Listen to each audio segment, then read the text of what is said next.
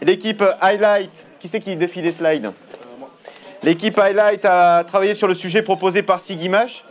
Et l'idée, c'était de voir qu'est-ce qu'on pouvait faire avec des éclairages publics connectés. Quel était le potentiel et comment s'y prendre. Donc, allez-y et dépêchez-vous parce que lui, il a un train à prendre. Hein, donc, c'est ça? Donc, vous avez que 3 minutes. C'est bon? Allez, go! Alors, salut Robin. Alors, j'ai qu'un seul service à te demander aujourd'hui, en fait. C'est de te mettre dans la peau de ce technicien qui, tous les soirs, se doit de passer dans toutes les rues, en fait, pour détecter quel panneau a un problème, enfin, quel lampadaire a un problème. Comment le sens-tu? Enfin, comment réagirais-tu à cette solution? À première vue, c'est une tâche très fastidieuse. Genre, il faudrait un lampadaire qui soit complètement intelligent. Eh bah, parfait, je suis tout à fait d'accord avec toi. Et Sigemage aussi. C'est ce qui nous a poussé aujourd'hui, en fait, à cette problématique qui correspond à comment connecter l'éclairage public. Donc pour ce faire, on a réalisé ici ce petit prototype que tu peux voir ici, qui est vachement bien réussi, je trouve, contrairement à ce qu'on m'a dit tout à l'heure. Et tu as ici donc une différente représentation en fait sur SolidWorks, où tu as les différents composants. Est-ce que tu comprends un petit peu tout le système, comment ça se passe, etc. Non, pas trop. Explique-moi tout ce qui est capteur, etc. Et est-ce que ça capte que la lumière ou est-ce que ça fait autre chose? En fait, pour ce faire, c'est vraiment très simple. On a tout simplement quatre petites cellules photovoltaïques en fait, qui vont directement capter la lumière qui va s'émaner de notre lampadaire. Donc on va faire une moyenne toute simple qui va nous permettre en fait d'obtenir directement 4 valeurs. Donc soit présence ou non d'intensité lumineuse, soit éclairement, soit directement la perte d'énergie qui va nous permettre de remplacer la lumière d'ici quelques années. Donc en plus de ça, on a une batterie donc, qui va nous permettre d'alimenter un accéléromètre qui va nous permettre en fait en cas de choc avec une voiture et un poteau et que le poteau vient à se déplacer. Donc on va en fait capter cette petite variation de position et ensuite on va tout de suite appeler le technicien pour qu'il puisse directement venir régler le problème.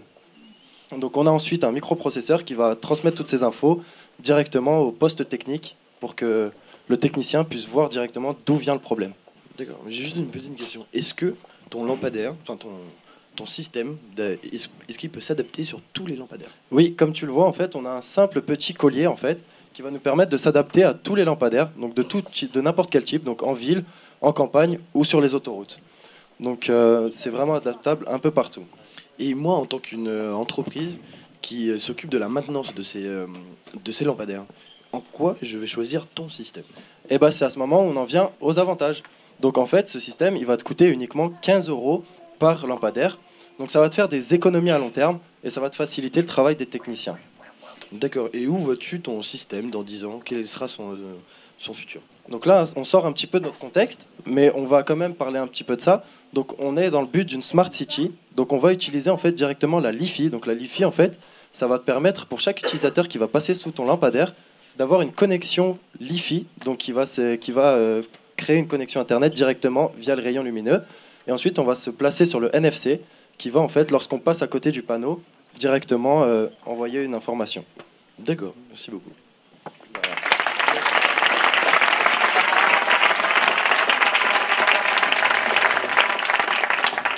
Est-ce qu'il y a des questions?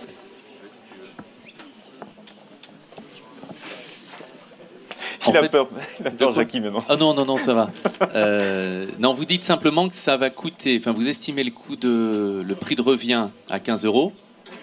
Ou le prix de revient à 15 €. Et par contre, du coup, qu'est-ce que vous estimez comme économie? Parce que 15 € multiplié par le nombre de lampadaires qui peut exister, ça fait quand même...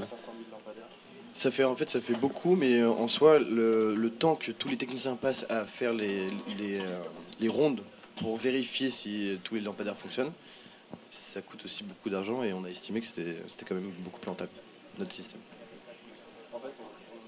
Prends le micro. En gros, on est sur un système assez simple où, en fait, peut-être 5 fois par semaine, on doit avoir des rondes qui sont effectuées tous les soirs pour détecter quel panneau est défaillant.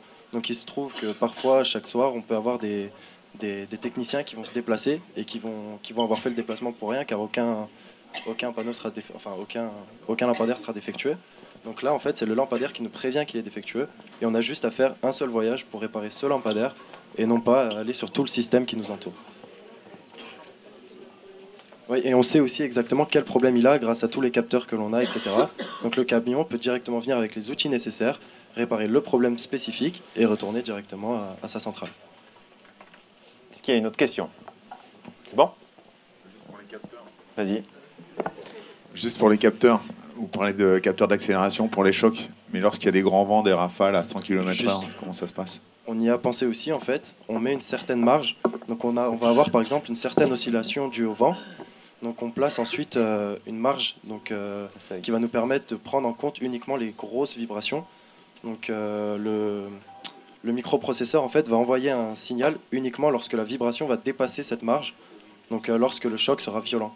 En soi, si une personne qui a bu un coup un soir, qui tape sur le poteau, ça va pas forcément faire dévier le poteau suffisamment pour créer une alerte au sein du technicien. Ça, c'est parce que tu m'as jamais vu taper un poteau, quoi. Non, mais ça, c'est... Ouais, peut-être. Jamais. Taper sur quelqu'un, c'est pire. À qui je donne la parole, cher patron du Sigmage? Aymeric? Allez, vas-y, Aymeric. Bonjour à tous. Félicitations déjà. Donc là, vous avez une équipe composée de Français et d'Espagnols. Donc une belle coopération transfrontalière basque.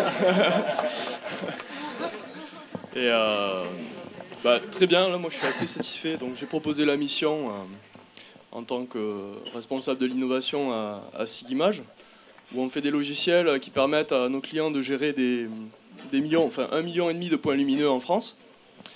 Comme ils l'ont dit, c'est vrai que c'est très coûteux pour les techniciens de se déplacer et de contrôler le bon fonctionnement et le bon état des points lumineux, des lampadaires, des luminaires. Et là, on est vraiment sur la période, sur la grande tendance légitime des objets connectés. Et je trouve qu'ils nous ont proposé une bonne solution pour connecter des objets qui sont pas forcément récents, qui sont peut-être des fois vétustes. Et donc voilà, merci beaucoup. Merci, Aymeric.